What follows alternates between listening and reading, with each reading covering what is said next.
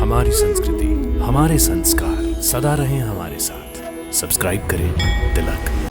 राम, ऋग्वेद कहता है, एकम सत्य विप्रा बहुदम वदंती। सत्य एक है, परंतु ज्ञानी जन उसे विभिन्न नामों से पुकारते हैं। अर्थात ईश्वर ही सत्य है, जो विभिन्न रूपों में प्रदर्शित होता है। इस अनेकता में एकात्मकता के कारण यदि मुझे आपका रूप भी वही दिखता है जो भगवान विष्णु या शिव का है, तो इसमें आश्चर्य क्या है?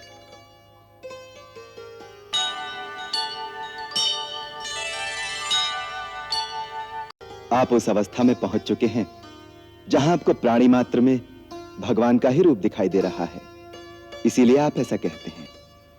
पर इस समय मैं अपने कर्तव्य का मार्गदर्शन और आपका आशीर्वाद पाने की आकांक्षा से आपके श्री चरणों में आया हूं।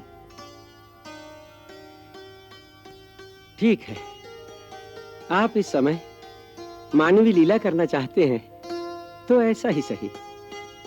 भगवान, आपने जो अपना लक्ष्य निर्धारित किया है, वो कर्तव्य आप कई वर्षों से निभा रहे हैं।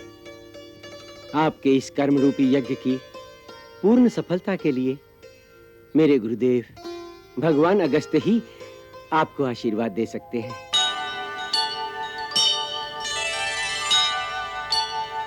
विश्वकर्मा बड़े-बड़े भवन निर्माण कर सकते हैं, परंतु राजमहल से बढ़कर पर्णकुटी बात की बात में खड़ी कर देना बस लक्ष्मण का ही काम है। यहां तो विश्वकर्मा को भी हार माननी पड़ेगी।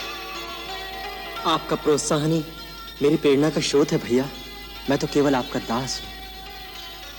तू मेरे लिए क्या है लक्ष्मण, ये कहने को शब्द नहीं है मेरे पास। वनवास में यदि तू मेरे साथ ना होता तो मैं अकेला क्या कर लेता। तेरी सेवा और सहयोग से ऐसा आभास ही नहीं होता जैसे मैं वनवास भोग रहा हूं।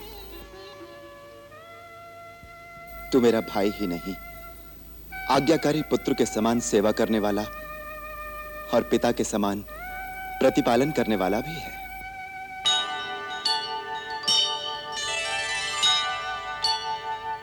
इस वट वृक्ष के नीचे कितनी शांति है। तो स्वामी, इसी शांति भवन में हम अपने वनवास का शेष समय क्यों न बिता दें? अयोध्या त्याग कर वन में भटकते भटकते 12 वर्ष से भी अधिक व्यतीत हो गए हैं। अयोध्या, सीते, कैसा पवित्र नाम लिया तुमने। अयोध्या का नाम स्मरण करते ही जन्मभूमि की माटी की सोंधी सुगंध रोम रोम में समा जाती है, और उसके साथ ही आती है माता कौशल्या की याद।